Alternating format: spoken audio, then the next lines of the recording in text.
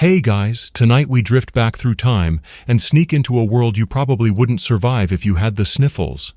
The air is damp. The corridors of this medieval infirmary smell like beeswax and iron, and candlelight trembles against stone walls as if it knows a secret.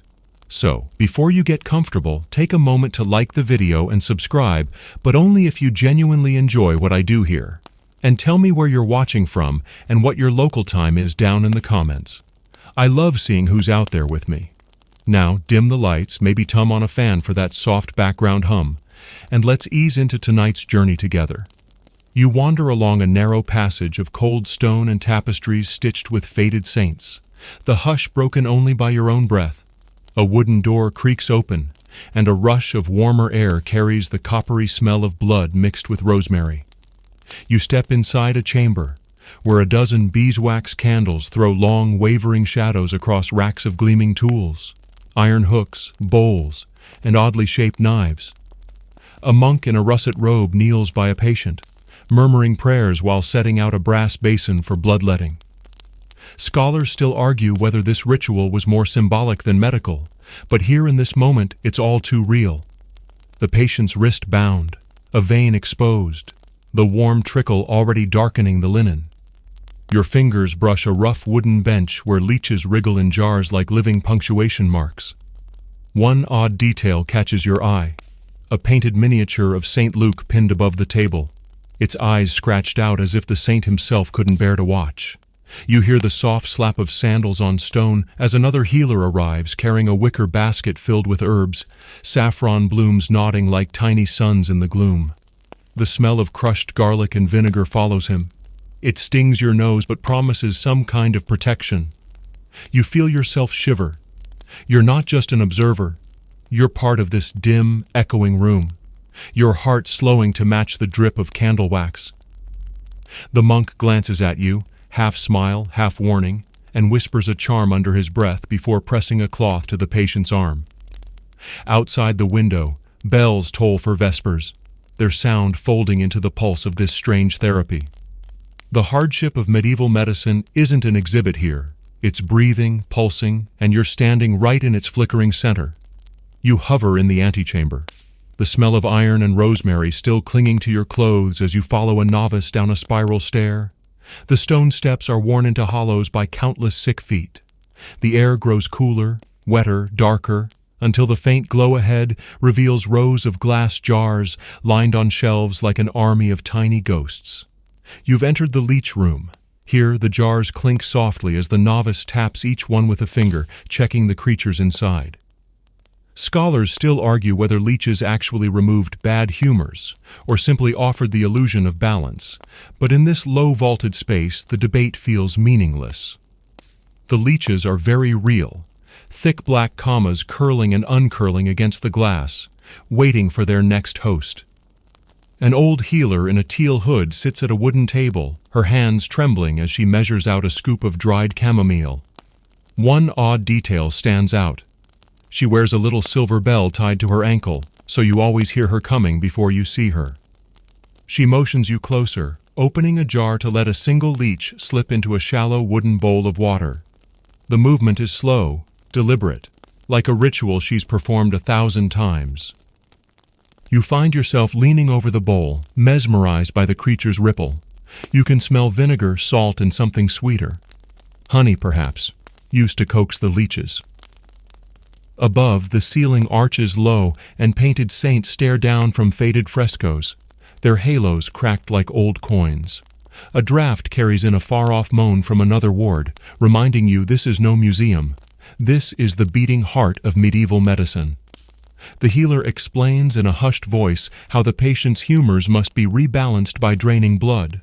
Her eyes flick to the door as though someone might overhear. You think of the candlelit chamber you left behind and realize how interconnected these practices are. Bloodletting above, leeching below, each treatment a step deeper into a labyrinth of belief and desperation. As you stand there, the novice hands you a linen cloth to hold. The cloth is stiff with dried herbs. The bell on the healer's ankle chimes again, a sound soft but insistent, and you feel a wave of unease mixed with fascination. The jars, the bells, the leeches, This is your world now, and you can't tell whether you're the patient, the witness, or the next experiment. You move away from the leech room, the echo of the silver bell still tinkling in your ears, and follow a flickering rushlight down a corridor that smells of damp wool and incense. The air grows heavier with each step until you push open a warped wooden door and step into a long, dim hall lined with straw pallets. This is the pest house, a place where the sick are kept apart, where prayers echo louder than laughter. You wander between rows of figures swaddled in coarse linen. Some reach out weakly as you pass, their eyes glassy with fever, their lips moving in silent pleas. Overhead, iron candelabra drip wax like stalactites, casting a glow that turns every movement into a shadow play. Scholars still argue whether isolation helped stop the spread of disease or merely locked misery behind closed doors. But in this hall, you feel its immediacy. The sick breathing in unison, the sound of coughs like low thunder. A nun in a saffron wimple kneels at a bedside, sprinkling vinegar on the floorboards to sweeten the air. One odd detail catches your attention. She wears a rosary of wooden beads carved into tiny skulls, each one grinning up at you as she moves her fingers in prayer. She glances at you with eyes both tired and kind, then goes back to her patient. The smell here is an alchemy of fear. Sweat, herbs, smoke from a brazier burning rosemary. You pass a small altar at the far end, where a wax figure of Saint Roch stands, his painted dog offering bread. A boy too young for this place stirs on his pallet, clutching a wooden charm shaped like a ship. Someone told him it would carry his soul safely across whatever sea waits beyond sickness. You keep moving, your own breathing slowing to match the rhythm of the hall. Candles sputter. A draft curls around your ankles, and you feel the thin veil between life and death fluttering like a curtain in the wind. The pest house corridor isn't just a hallway, it's a threshold. You step carefully, aware that each straw pallet holds a story that may never be told outside these stone walls.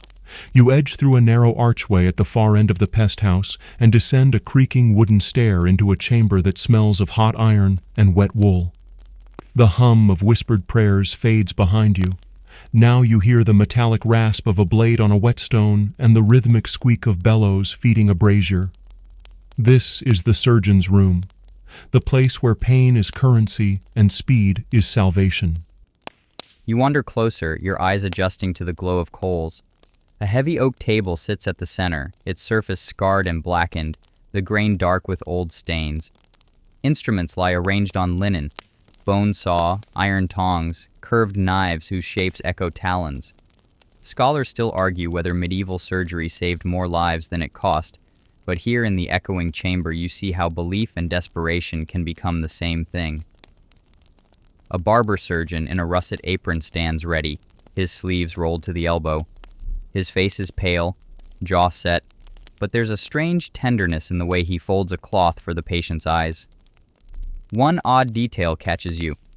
He wears a tiny pewter charm of Saint Apollonia tucked into his cap, its surface rubbed smooth by anxious fingers. You watch him whisper to it before lifting the saw.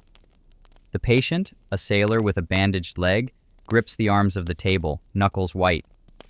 Another attendant holds a wooden bucket of steaming vinegar and herbs, ready to pour. The air is thick with heat, sweat, and the faint sweetness of crushed thyme. Your own stomach knots as the saw touches flesh. The room contracts to a heartbeat, a hiss of breath, a single trembling candle. You feel the ship-like roll of the world under your feet, even though you're on solid ground. The surgeon's hands move quickly, efficiently, while an apprentice chants a psalm to muffle the sound. Outside the narrow window, the sky has turned pewter, clouds sagging like heavy sails. You grip the edge of a bench, realizing you've been holding your breath. In this room, the line between healer and butcher is thinner than parchment, and you're standing right on it. You leave the surgeon's chamber still tasting iron at the back of your throat. The stair climbs to a higher floor where the smell shifts from blood and vinegar to wax, parchment, and damp stone. Light filters through narrow slit windows in pale, watery shafts. This is the scriptorium of the priory, the quiet heart of record-keeping and prayer. Rows of long wooden desks line the hall. At each sits a figure bent low over calfskin sheets, quills scratching like insect legs on parchment. Candles gutter in pools of tallow, casting halos on the scribe's bent shoulders. Ink pots, sharpened quills, pumice stones, and knives for scraping mistakes rest neatly within reach. Here, work is slow and deliberate, and time measures itself by the drip of wax. A young copyist in a plain linen coif lifts his head as you pass. Blue shadows ring his eyes. His fingers are stained black to the cuticles. He dips his quill again and begins to draw a capital S adorned with vines and a tiny ship, a hidden joke about the sailors you saw below. This is how stories travel, by tired hands in cold rooms, illuminated with patience and fragments of color. On the far wall, a master illuminator adds gold leaf to a page. He presses the thin sheet with a soft brush, and the letter G flares like a captured sunrise.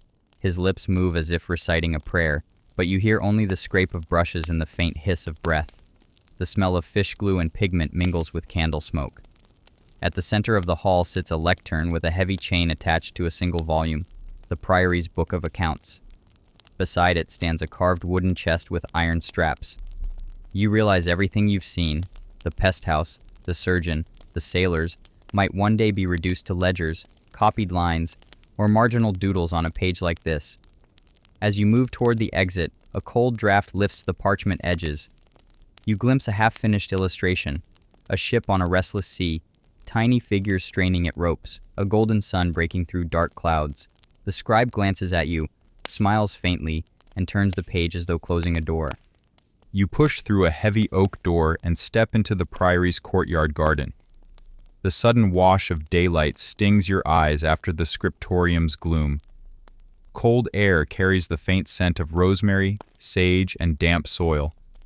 Gravel crunches under your shoes as you walk between neat squares of herbs, each marked by a crude wooden sign. A gray-robed herbalist kneels at one bed, fingers deep in the dark earth. She glances up with a quick, measuring look before returning to her task of pinching leaves into a clay bowl. This is the Priory's physic garden, a living pharmacy, a place where hope and superstition share the same root systems. You lean closer and see foxglove, yarrow, rue, and wormwood. She murmurs names in Latin and in the local tongue as if each plant were an incantation. This one for fevers, that one for melancholy. She gestures at a squat plant with yellow flowers. Scholars still argue whether it heals or harms, she says with a wry smile. A pair of novices haul buckets from a well, spilling water over their bare feet. They're giggling, but their laughter turns to coughs as the breeze shifts, a reminder of the pest house nearby. The herbalist dips a bundle of rosemary into vinegar and waves it before her face, a ritual to keep away miasma. In a shaded corner, a wooden bench stands beneath an apple tree. Someone has left a mortar and pestle there, still sticky with crushed berries. The color is a deep, improbable blue. A scribbled note on a scrap of parchment warns, "Only for the bishop's gout." You can't help imagining the bishop's expression when he drinks the bitter draught. Everywhere you look, there are contradictions. Healing plants that can also poison. Tender hands working under a sky full of crows. The garden hums with bees. Their low drone mixes with the distant chant from the chapel. You find yourself breathing more slowly, your shoulders softening despite the undercurrent of danger. A gust stirs the branches above you, scattering a few pale petals into your hair. You brush them off and step back onto the gravel path, ready to see what lies beyond the garden's gate. You pass under a low stone archway and find yourself in the Priory's inner chamber reserved for diagnosis. The room smells of wax and damp cloth. A single tallow candle flickers in a wall niche, throwing jumpy shadows across shelves of glass jars, dried roots, and rolled parchments. A wooden stool creaks under you as you sit, waiting, while a monk physician in russet robes sharpens a quill with a small knife. He glances at you with pale, watery eyes and begins his assessment. No stethoscopes or gleaming instruments here, only touch, smell, and sight. He presses his fingers to your wrist and counts the beats under his breath. He peers at your tongue, frowns at its color, then leans in to sniff your breath, nodding slightly as if it confirms a theory. On the wall behind him hangs a large, hand-painted diagram of the four humors: sanguine, choleric, melancholic, and phlegmatic. He taps at the drawing with the quill, murmuring that your body is out of balance, a favorite medieval phrase. He points to a tiny illustration of a lion to represent choler, a lamb for phlegm.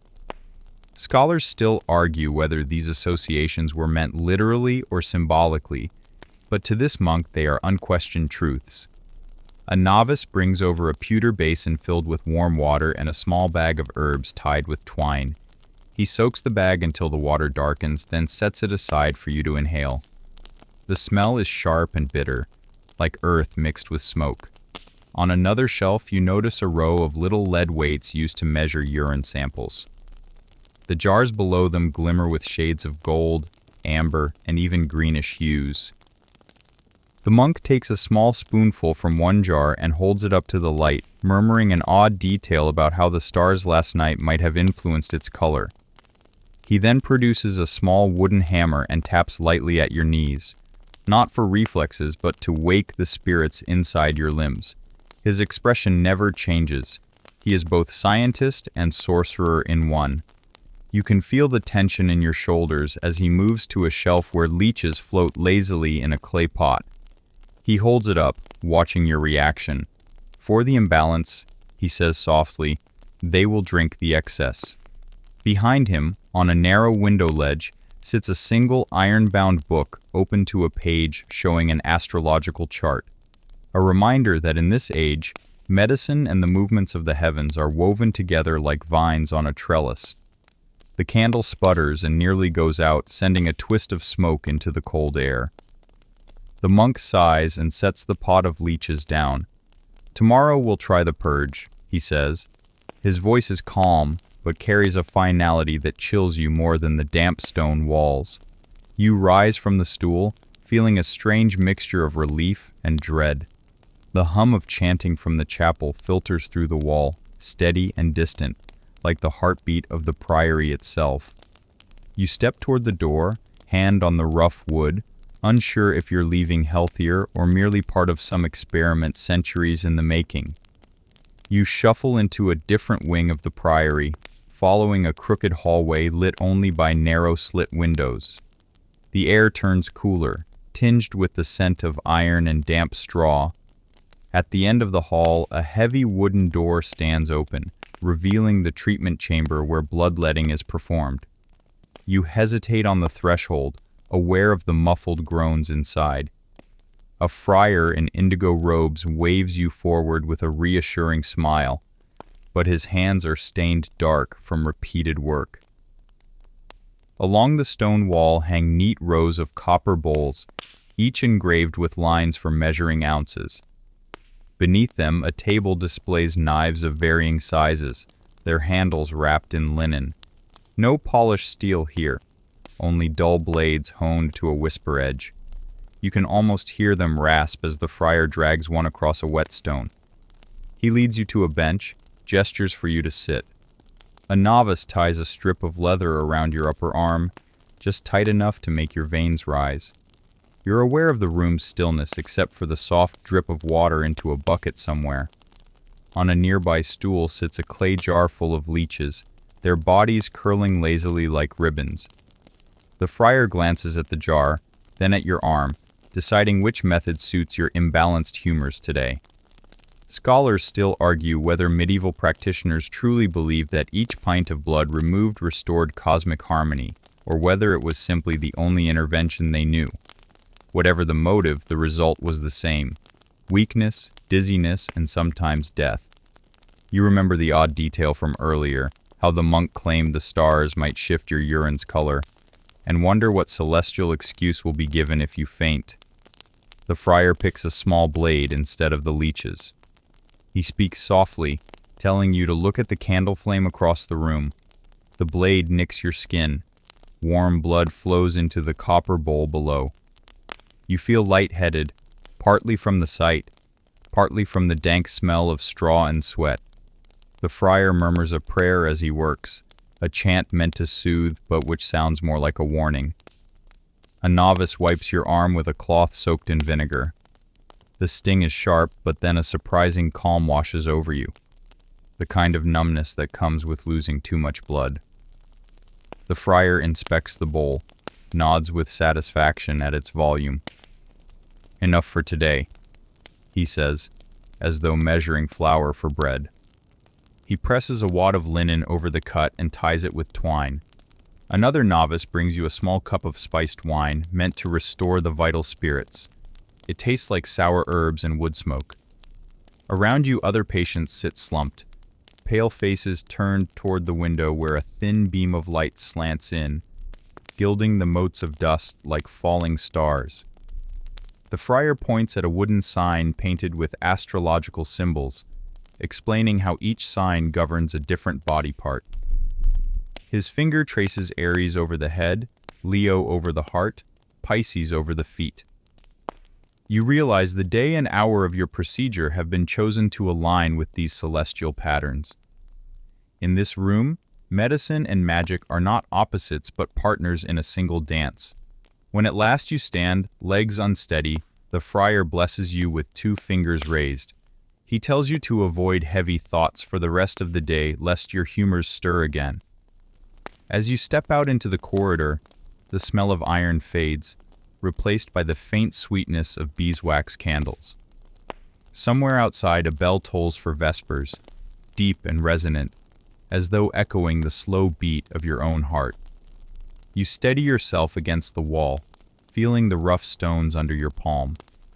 Each stone, each chant, each blade seems part of a larger design, a world where healing cuts as often as it comforts. You move forward, blood still throbbing under its bandage, aware that the priory's next remedy may be stranger still. You make your way into yet another chamber, this one quieter but no less unsettling. It's the priory's herbarium, a long vaulted room lined with shelves of dried plants, powders in ceramic jars, and bundles of roots dangling from rafters. The air is thick with aromas, some sharp like rosemary, others earthy like damp soil. A flickering candle near the far end throws tall shadows that dance like specters on the walls. You're led to a low bench beside a wooden work table where a physician's apprentice grinds something dark in a mortar with a pestle. The sound is rhythmic, almost like a heartbeat. He glances at you briefly, then tips the powder into a copper pan, adds a splash of wine, and stirs with a spoon carved from bone. "For your fever," he mutters, though you haven't said a word about feeling warm. Here, the remedies aren't just plants. There's a small glass vial containing powdered emerald. To strengthen the blood, another jar holds ground mummy. Yes, actual human remains imported at great expense, mixed into potions with the belief they could restore vitality. You remember that scholars still argue whether such ingredients were truly consumed by the sick or reserved for the wealthy and gullible, but the jars here don't look like props. The oddest detail catches your eye. A dried bat, wings folded neatly, hanging above the window. The apprentice notices your stare and shrugs. "For sight in the dark," he says, as if this explains everything. He drops a pinch of saffron into the pan, turning the mixture a deep golden hue, then pours it into a cup carved from horn. You're urged to drink. The taste is bitter, pungent, like earth mixed with metal shavings. As it slides down your throat, you feel a slight burn, then a strange coolness. The apprentice watches intently, scribbling notes on a wax tablet, perhaps recording your reaction for his master. In the corner sits a small brazier where herbs smolder, sending up thin plumes of smoke meant to purify the air, a ward against the invisible miasmas they believe cause disease. A friar enters carrying a wicker basket filled with fresh plants from the garden, foxglove, rue, comfrey, and feverfew. He sets them on the table, their colors muted in the candlelight. You notice how their hues, indigo petals, russet stems, saffron blossoms, echo the robes of the monks. In this world, nature's palette doubles as medicine's palette. He selects a sprig of comfrey, crushes it between his fingers, and applies the juice to a cut on your arm left from the bloodletting. It feels cool, sticky, slightly soothing. Heals wounds, knits bones, he explains. The apprentice adds a few drops of some dark oil over it, murmuring a prayer as he does. Healing here is not a single act, but a layering. Herb upon prayer, powder upon wine, chant upon cut. Across the room stands a large tapestry depicting the four humors: blood, phlegm, yellow bile, black bile, each personified as a figure holding a different object. A physician once told you that balance among them keeps the body healthy. You wonder how swallowing ground, emerald, dried bat, and wine fits into that equation. A novice moves about, dusting jars and adjusting bundles, his hands gloved in linen. He points out a wooden plaque above the door inscribed with a Latin phrase about roots of heaven. The friar tells you that on certain feast days, they harvest plants only under a waxing moon to ensure potency. You begin to see how astronomy, agriculture, and healing are braided together here. Your head grows heavy from the combined sense. The friar urges you to lie on a pallet near the brazier. You sink down, the straw crackling under your weight. He places a cool cloth over your eyes soaked in rose water. Somewhere in the room a bell chimes softly, a reminder that Vespers is ending. The friar's voice fades to a low hum, a chant meant to lull. You're on the edge of sleep when a sharp caw startles you. In the window sits a black raven, one beady eye fixed on you. It tilts its head, then takes flight, leaving a single feather behind on the sill. The friar picks it up, tucks it into a jar labeled omens, and says nothing. You sit up slowly, the taste of herbs still coating your tongue. Your arm no longer throbs, but your mind feels foggy, like a candle burned low. You realize this is only one chamber of many, and each remedy carries its own risk. Still, some part of you feels fascinated, as if you're walking through the roots of modern medicine, twisted and half-hidden, but alive. When you stand, the friar blesses you again and gestures toward another door at the far end. Beyond it lies the infirmary where the most dangerous treatments await. You take a steadying breath, the smell of smoke and herbs clinging to your hair. The door creaks open and you step into dimness once more. You push through the infirmary door and enter a long, low hall lined with straw pallets. The smell hits you first: sour sweat, vinegar, and something metallic that clings to the back of your throat. Pale shafts of afternoon light filter through narrow slits high on the walls, turning the haze into streaks of gold and gray. You're walking into a place where pain hums under every breath. Men and women lie wrapped in rough wool blankets, their faces flushed or ashen. Some mutter prayers, some groan softly, some are silent as stone. A single friar moves among them carrying a wooden bucket of water steeped with rosemary. He dips a cloth, wrings it out, and wipes brows in a practiced rhythm. His lips move constantly, maybe prayer, maybe counting. At the far end of the hall stands a screen painted with saints holding scrolls. Behind it, two physicians prepare for what they call heroic treatment. You catch the glint of iron instruments laid out on a table: long knives, curved hooks, and a saw that looks more suited to carpentry than medicine. Your stomach tightens. Scholars still argue whether these procedures saved more lives than they ended, but here you have no doubt of the risk.